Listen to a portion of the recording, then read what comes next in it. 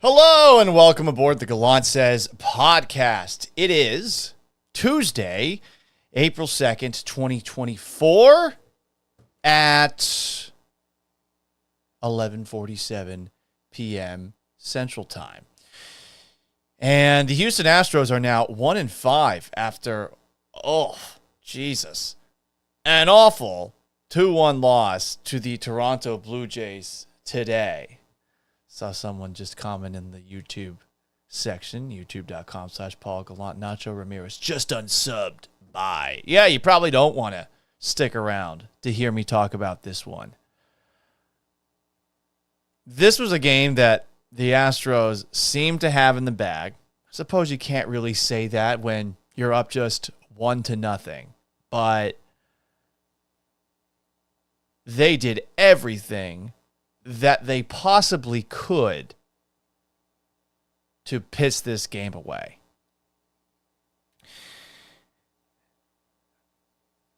Framber Valdez did his job. I suppose if we want to start with the positives, Astros starting pitching's actually done a pretty good job over the first 6 games of the season.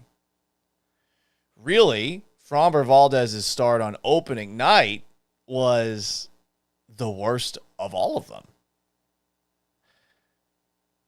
But he didn't get any help. First, from his offense. Yes, Jose Altuve hit a home run. He also doubled.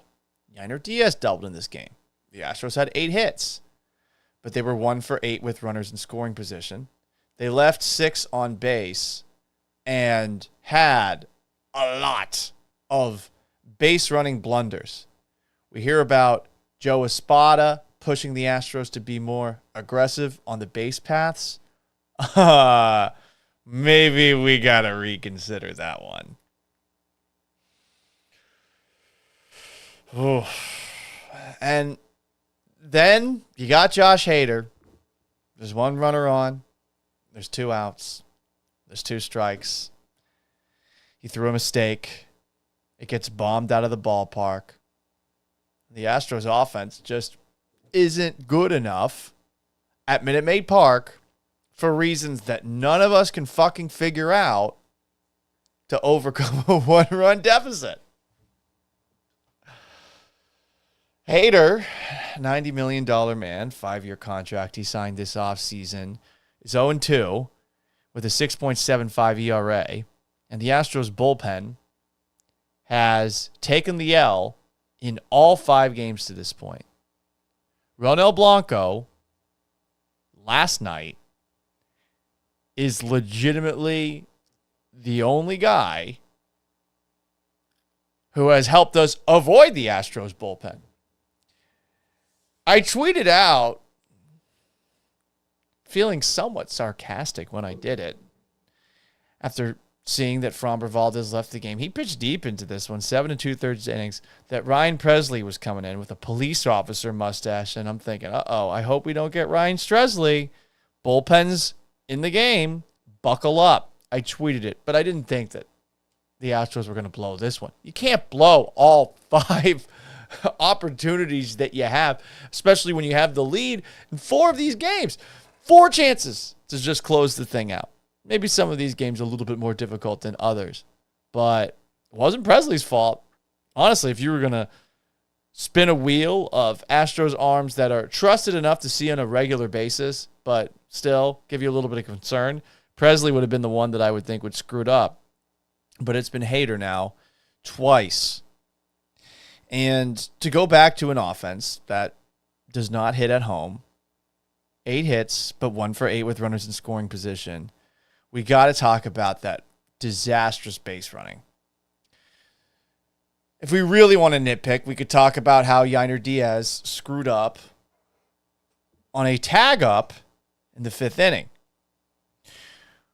We could also talk about how Altuve ended an inning, I think it was the 6th, kicking a ball that he could have easily jumped over. He also ended the 8th inning getting picked off of 3rd.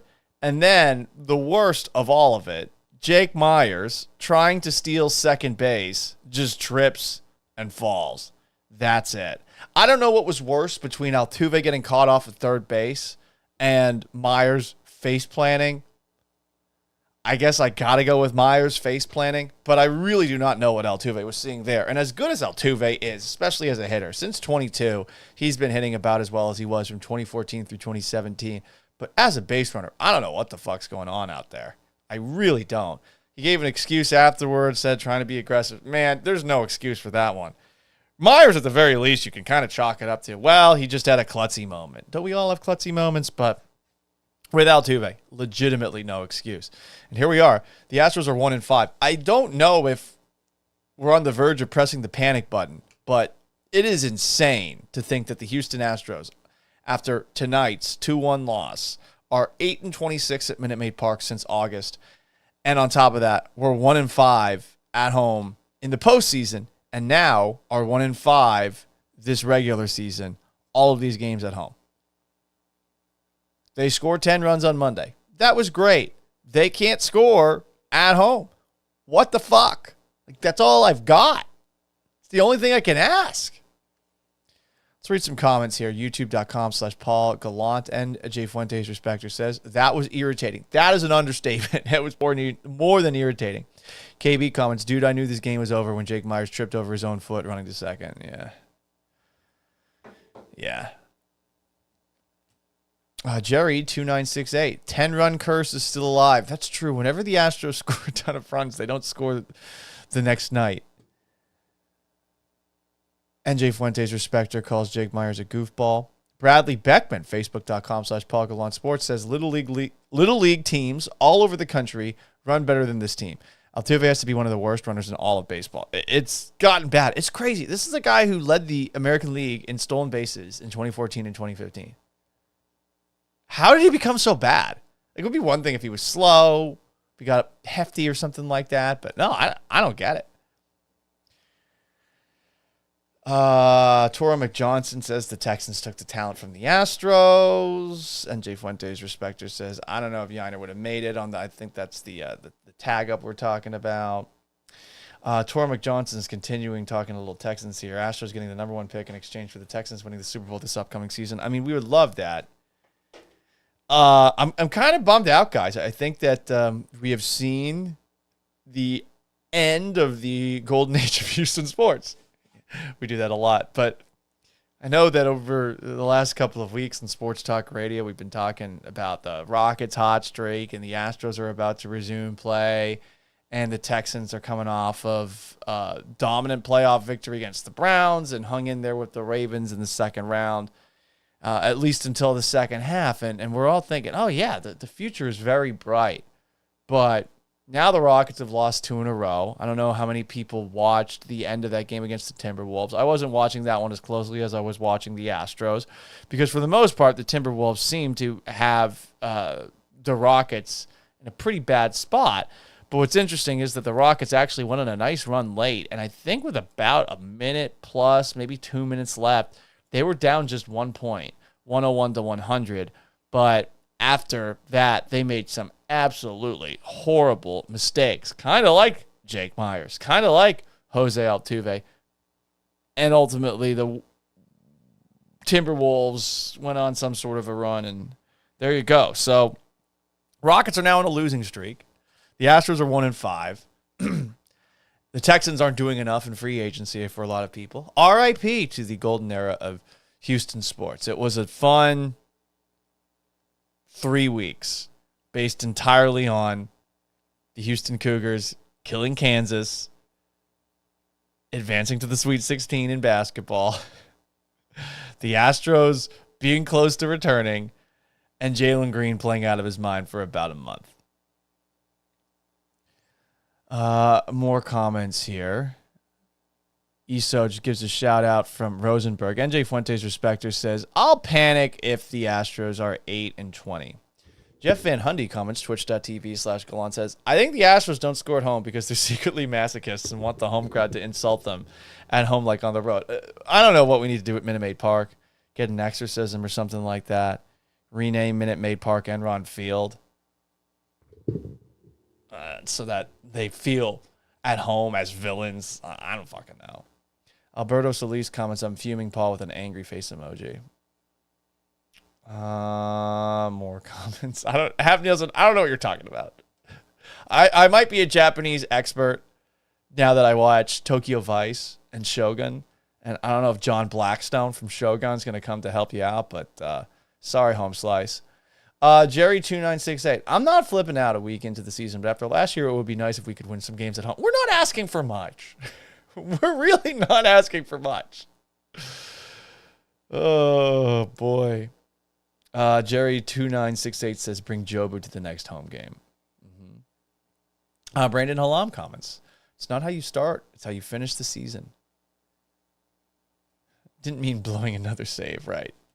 Finish the fucking game. How about that? Can we do that? Is that so hard? Good God. So if you got any thoughts on the Astros, I don't know what else to say. I mean, that was a fucking disaster tonight. What do you want? What do you want from me? You know? What do you want from me?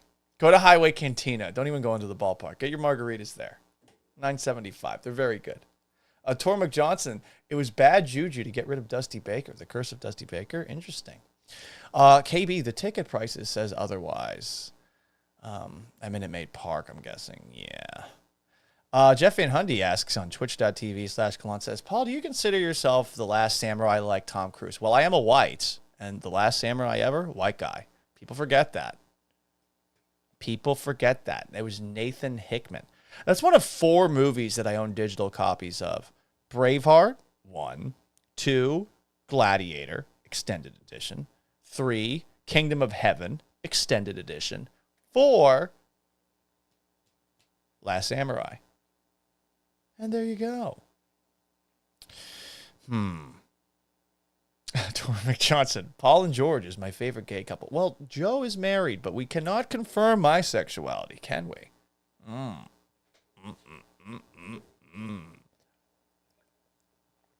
All right, you want to talk about Monday? I want to talk about women's basketball getting its 15 minutes. Believe it or not, guys, women's basketball, if you really want to be annoying to baseball lovers out there, you could argue it's more popular than baseball. Because women's basketball got some good numbies when Iowa took down LSU 94-87 last night. 12.3 million viewers. Ratings talk is kind of annoying, right? In a sports talk setting. But it outdrew all but one of the 5 games these past NBA Finals. Nuggets and Heat, not the most passionate fan bases. And on top of that, it outdrew the clinching game of the World Series between the Rangers and the D-backs. Is women's basketball a thing? Let's not get crazy. Some people were trying to make that happen today. I think I saw in a blog on Barstool Sports, women's basketball has arrived. No. I also saw noted bullshit peddler Rob Parker say, quote, I'm convinced that Caitlin Clark should play for an NBA team, not a WNBA team. The NBA right now is soft and allows almost anyone to take three-point shots, and I believe she could put up threes in today's NBA. Different sized ball, different distance from the three-point line. The women's game versus the men's game, bigger, taller, faster players. Come on. Rob has blocked me. He was doing that on a podcast with Chris Broussard. I have blocked Chris Broussard because there's 3 people I just don't want to see on Twitter ever. Chris Broussard, Phil Simms, and Joel Osteen. Don't want to see those 3 ever. But, you know, look, I can understand why some people are catching the women's basketball fever. I know ESPN really wants to push it. I mean, shit, I don't know what your settings are on your smartphone, but I get so many push notifications that have to do with either 1, the WNBA, or 2, women's basketball. And I get it. Hey, you're trying to push people to watch your product, but it feels like they're making more of a concerted effort to do that. Is all the times that I say on the radio that I'm a white knight, that I'm the biggest supporter of women, that I stand with women, you know, just being somebody who's, well, let's be honest, morally better than a lot of people out there. Does my phone think that I need to know these things? Perhaps.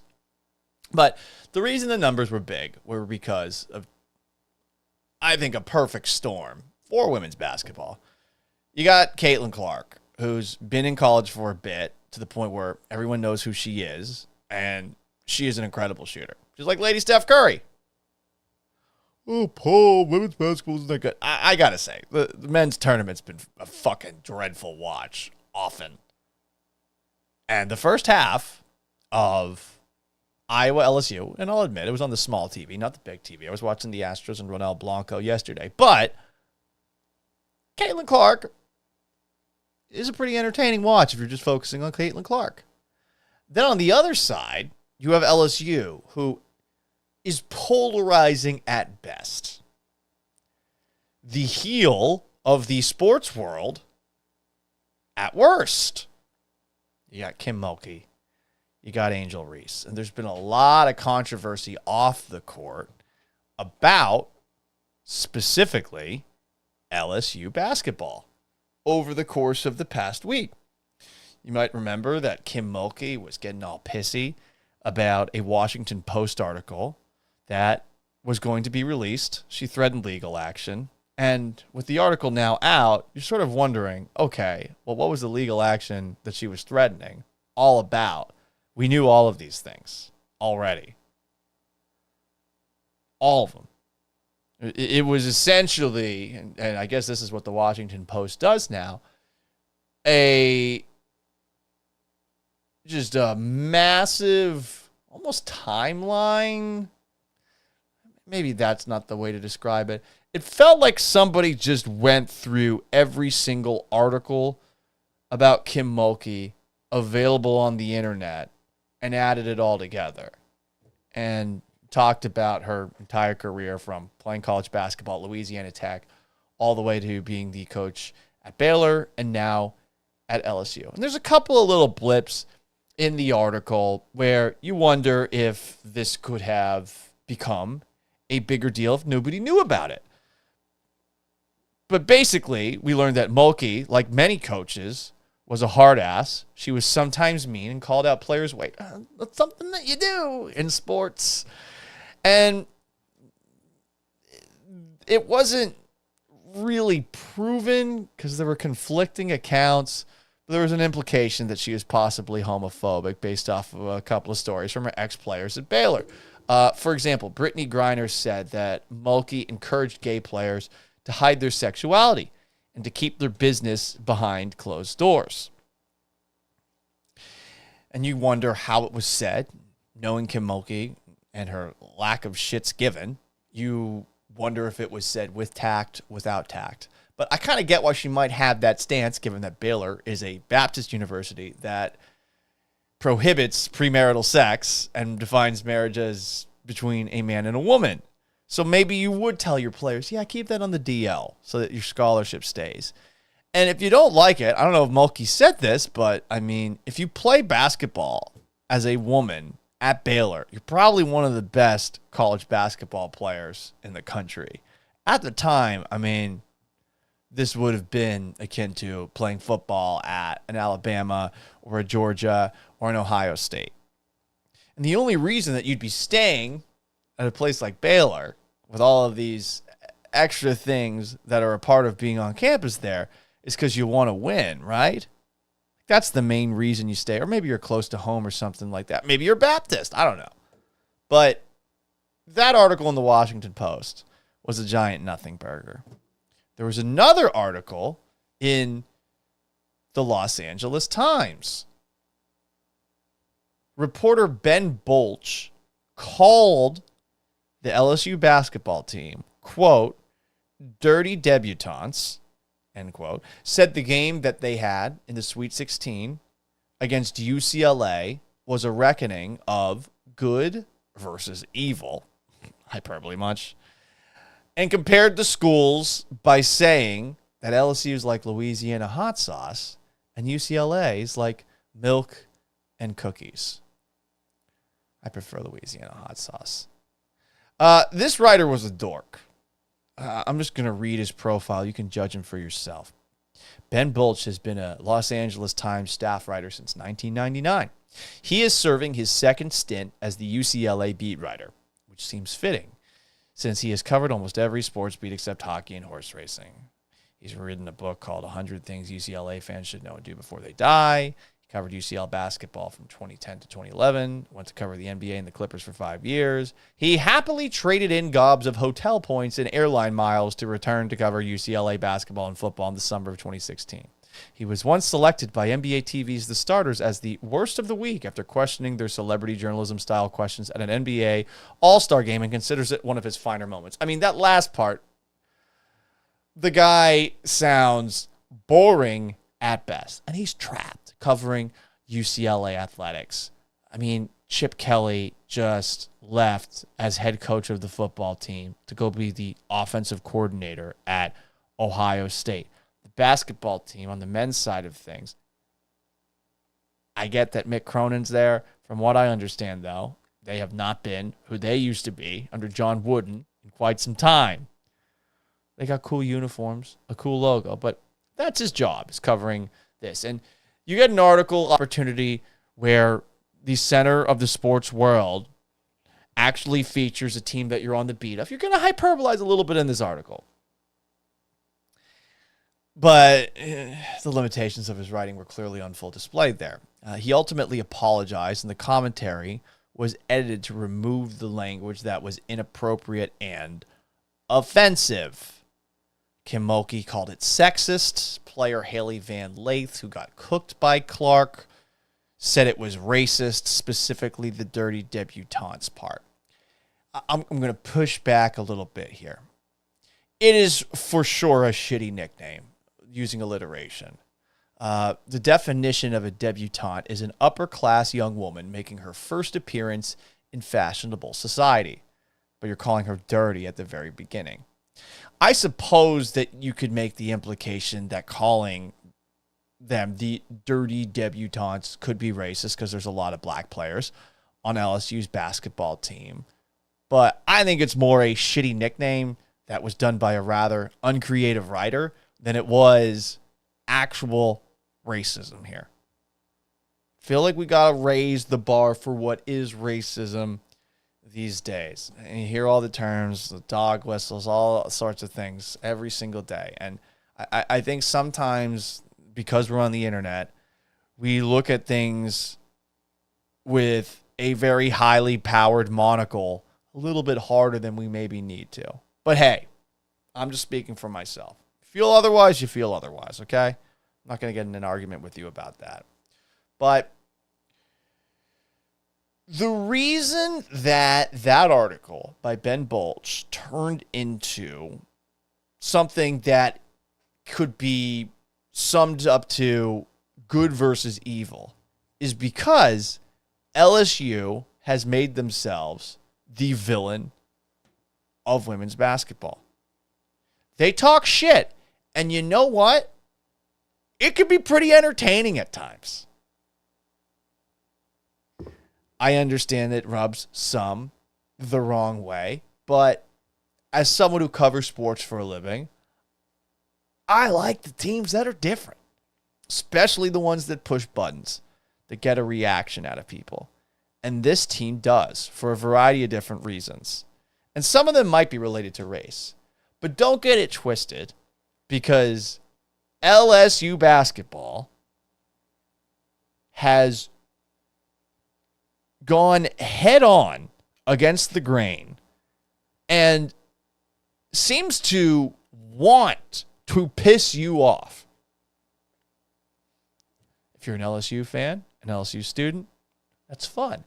If you're the majority of other people that don't know much about women's college basketball, a casual, and that's most people, I could understand how you'd get annoyed by some of their antics, and you've seen a lot of those antics over the course of the past calendar year, specifically from their best player, Angel Reese, who is a very good player. But we saw last year against Iowa, at the very end, she's pointing at her ring finger, doing the can't see me dance in Caitlin Clark's face. Earlier in this year's tournament, she waved goodbye to a Middle Tennessee player after she fouled out. She talked trash to the UCLA bench at the end of their Sweet 16 win. She put a crown on a bench while Caitlin Clark warmed up.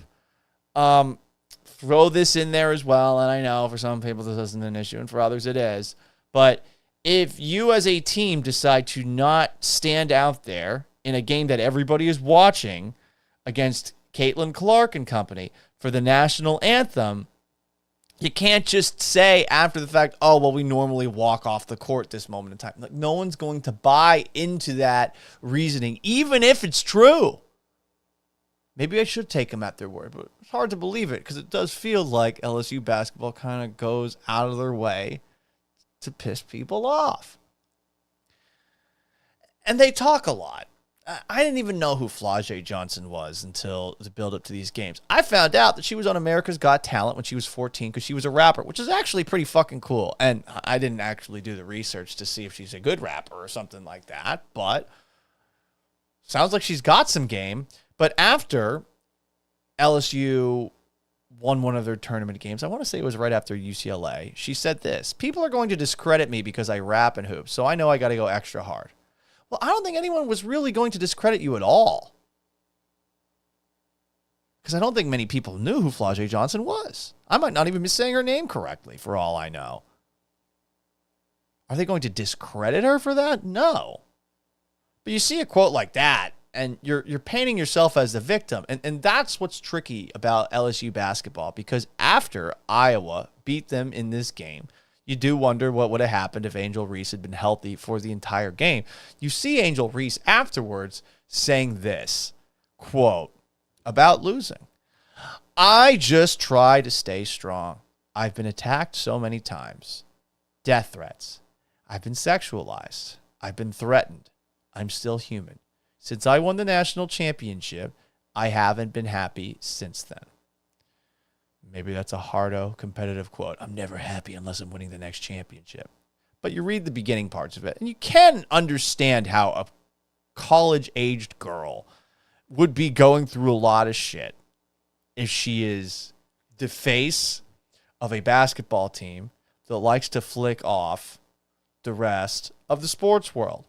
And I have a little bit of respect for that. But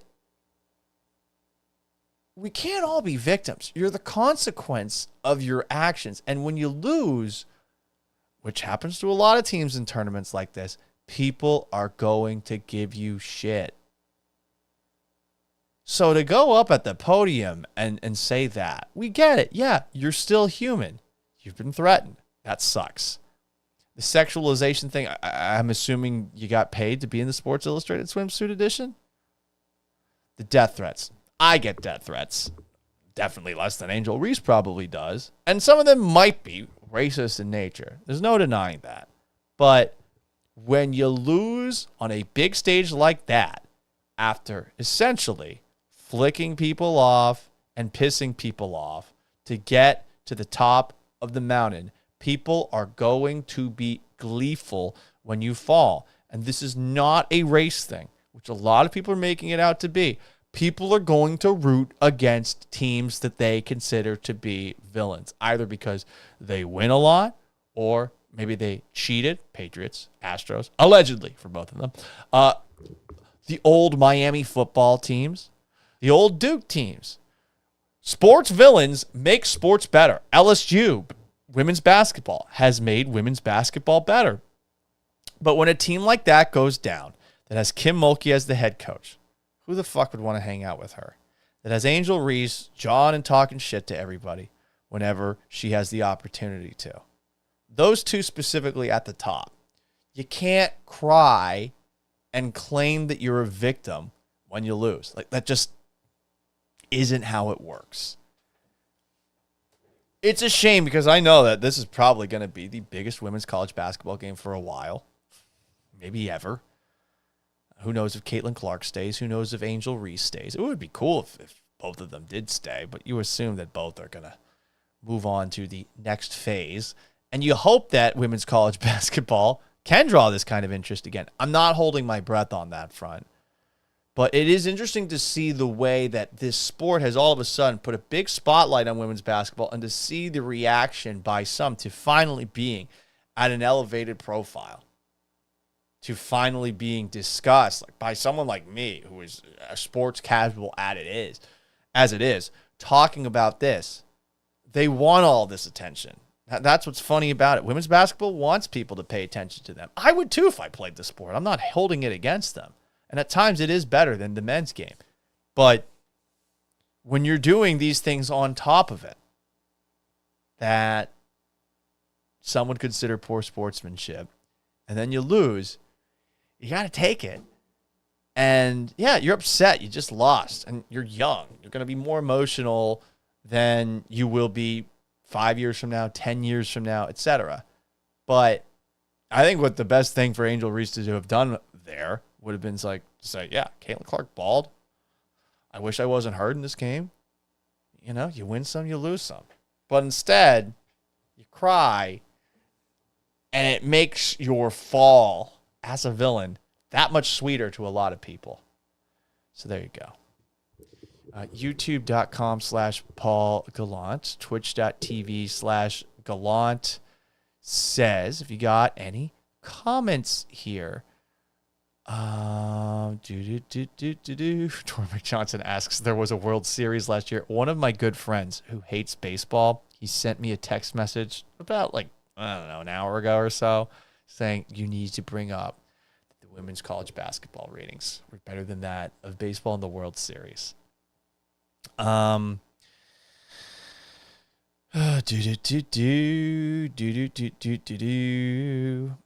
Johnson says, unironically, people who hate Angel Reese are just racist. I don't feel one way or the other about her. I think she's a compelling character, and I think that it would be great if men's college basketball had characters like that. But the problem is with guys leaving after 1 year, it's really difficult to get any degree of familiarity with these players. Some of them are just skipping fucking college basketball altogether,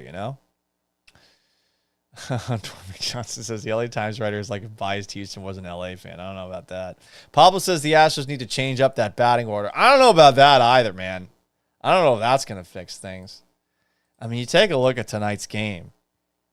Is it really the lineup order? I don't know about that. I mean, they got 8 hits. Altuve had 2. Alvarez had 1 in the 2-hole. Tucker walked once. Technically, he's 0 for 2. Bregman got a hit. Diaz had 2 hits. He's batting .476 right now. He's got a slugging percentage of .810. Abreu struck out twice, but he did get a hit. He's, .250 in his last 2 games. He's 2 for 8. I don't know if changing the lineup order is going to do much of anything. But it was cool to see Yainer Diaz DH on a game where Victor Caratini caught. NJ Fuentes Respecter says, nobody's allowed to criticize everything. You're right. Cooper, Texas says, you still haven't shaved your arms, I see. Who the fuck shaves their arms? Who the fuck does that? Seriously, who does that? These aren't even that hairy, are they? I don't get that. I shave my face. Jerry2968 says, LSU had issues in their locker room this year. Didn't the coach suspend Angel Reese earlier this year? Yeah, I think that she did. They didn't give reasons why. And to Kim Mulkey's credit, I think that is something that you keep behind closed doors. Isn't anyone's business to know why someone's suspended, especially if they're a college-aged kid, and especially if they're as high profile as Angel Reese. Do you want that out there? So I don't know what the specifics were. I saw some rumors, but I don't know if I really want to give any credence to them because the rumors seemed like they were about grades, class attendance, stuff like that. Jerry2968. Of course, it was a classic SEC suspension where they were playing nobody during the non-conference season. Oh, boy. I got a story to tell you. So for those who don't know, I went to Syracuse University. I was there from 2007 through 2011. And when I was there, the basketball team was really good. Specifically, my sophomore through senior year. They had some really good players there.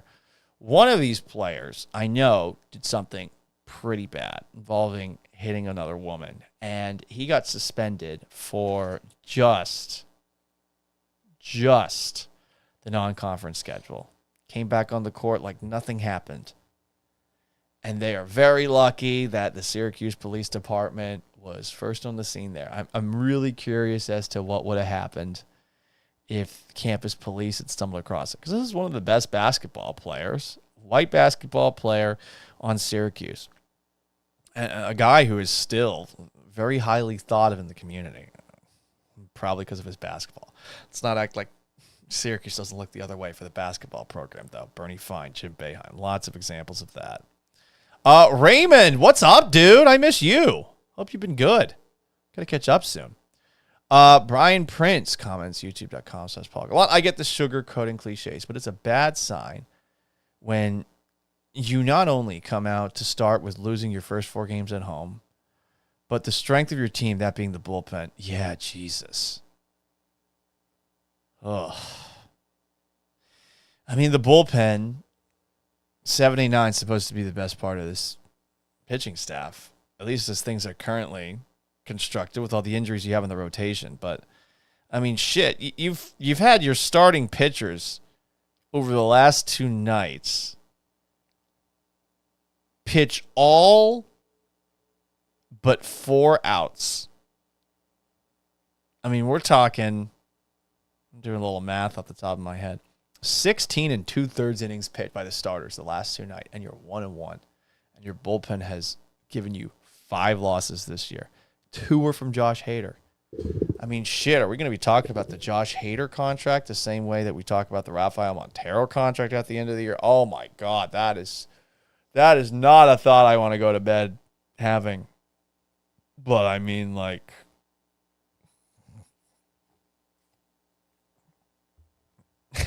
I mean, I don't know. I don't know what I say.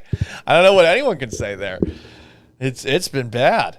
And again, it's just one mistake, but shit, you're looking at Hader like he was automatic, and he steps in for Graveman. And now, between that and Montero and Abreu and McCullers and some of the other contracts on the books for the Astros right now, I mean, fuck, it is not ideal.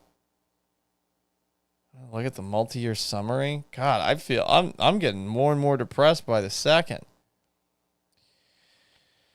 You're paying Jose Abreu $19.5 million this year. You're paying Josh Hader $19 million. Justin Verlander hasn't started yet. He's getting paid $43.33 million this year. Fromber's making 12. Kyle Tucker's making 12. Rafael Montero's making 11.5. Kendall Graveman won't pitch this year. He's making 8. Okay. That's not great. Not great, guys. But hey.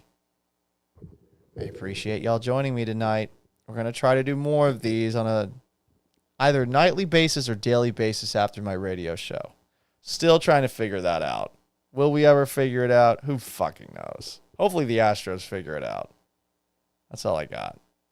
I have one last comment. This is from Raymond on Twitter. Yiner should have been more aggressive on that hard hit Abreu ball. Overall, pure shit base running. And Joe Espada said it was going to be better this year. Fuck us, right? Anyway, I hope you guys have a wonderful rest of your shit. Wednesday morning. Check it out in podcast form. Apple, Spotify, Google, Stitcher, and SoundCloud, if you so choose. And make sure you tune into the Gallant and George radio show, noon to 3 Central Time on ESPN 97.5 and 92.5. We have a show podcast. You can also watch us on our YouTube live stream or on twitch.tv/ESPN 97.5. Anyway, I am merely Paul Gallant. If you haven't subscribed to the Gallant Says podcast already on Apple, Spotify, what are you doing with your life? If you haven't liked and subscribed to this video, what are you doing with your life? Do you want me to be destitute? Do you want me to live under a bridge? You know, trying to do what I can to survive? Do you want me to have to start an OnlyFans? No, no one wants that because I got hairy arms apparently and need to shave them. Okay, so let's figure this shit out by liking and subscribing. That's all you got to do to save me from a mean life on the streets and my cat. So long, farewell, and have yourselves a wonderful rest of whatever the fuck day it is right